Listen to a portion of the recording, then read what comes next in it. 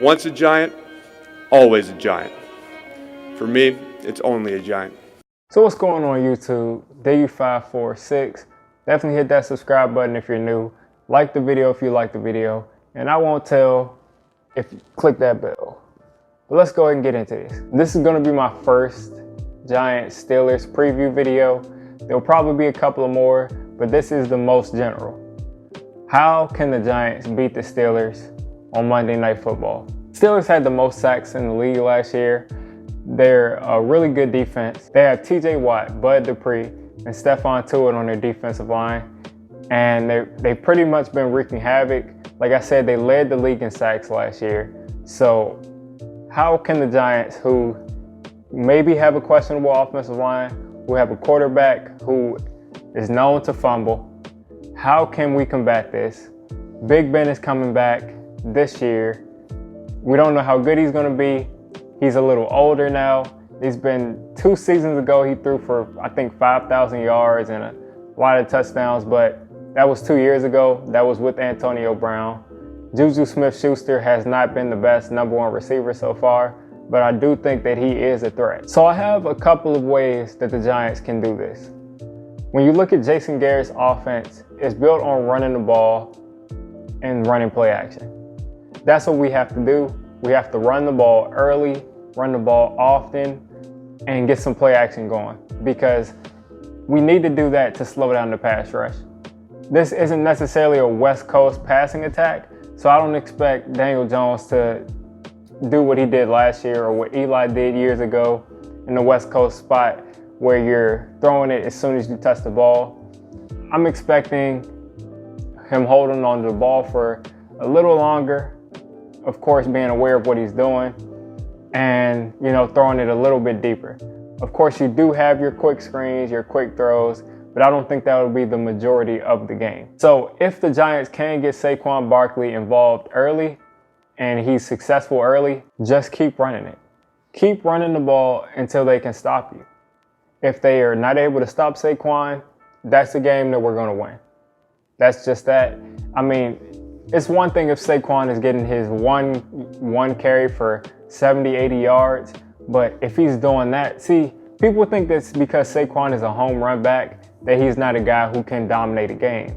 But I've seen Saquon dominate games, and what that looks like is over 180 yards from scrimmage. So if he's able to go out there and establish the run and then get his home run, that's going to be amazing for the team. This pass rush is very serious. They're going to be going up against a rookie tackle and a journeyman. So it's going to be tough to block these guys straight up. We cannot play them like they're just some regular team. We cannot leave Andrew Thomas on an island against TJ Watt. Jason Garrett, we cannot leave Andrew Thomas on an island with TJ Watt. As far as the offense goes, if you can establish the run, if you can get into the play action game, and if you can hit guys like Evan Ingram, let them make plays. Hit guys like Darius Slayton over the top when they get lulled to sleep by the run. That's how you win this game as far as the offense goes. Also, #1 thing, you can't turn the ball over. If you do turn the ball over, not more than once. The defense is entirely too good and they're coached too well to turn the ball over against them. We won't be able to do that too much and be able to come out with a win. We can just go out there and play our game, not turn the ball over. We should be great on offense. Now, the Steelers defense did not give up 30 points one time last year. They did it once actually, but it was the game that Big Ben got hurt that first game. Another thing for the offense, if for some reason you're playing outside of, you can't run the ball, you can't do this needs to be a quick strike offense. We need to be able to score quickly, like the Chiefs mold, like all of these other teams that can put up 30 in a blink. That's the only way we're winning this game, if we can't run the ball and we can't, capitalize off of the play action. For the defense, you got to force a turnover. Force a turnover early, or, get a strip sack, get an interception, or make a big defensive play early.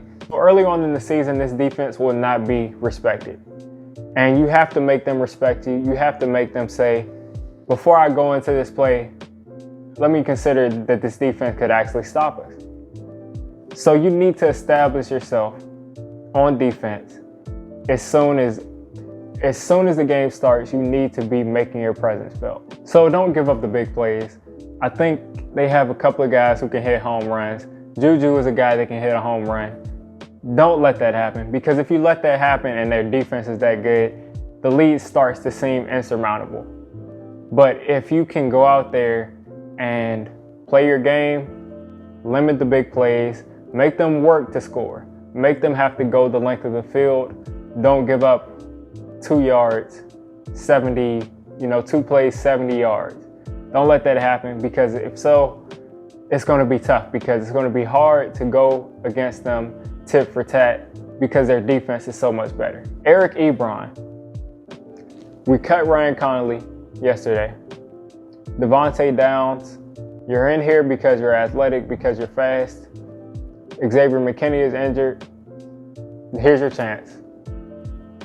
Eric Ebron, take him, try to do what you want, but we're going to have to be able to guard Eric Ebron. I keep wanting to say Evan Ingram because they're both EE, but we're going to have to be able to guard Eric Ebron just the same way that they're going to have to worry about Evan Ingram, because we don't have a man with Xavier McKinney being injured. We don't have someone who can guard the tight ends.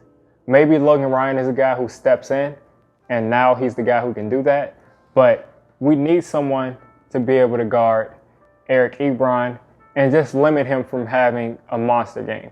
When you let tight ends control the game, it's almost impossible, because they're chain movers, they're red zone targets, and once you're clouding the middle of the field, you have a receiver on the outside going for 80 yards.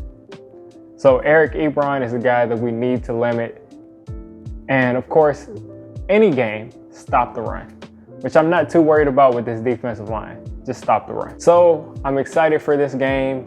Can't wait for Joe Judge's first game, Daniel Jones' first game in his second season on the Prove 'Em Wrong tour. All of our receivers are healthy for now.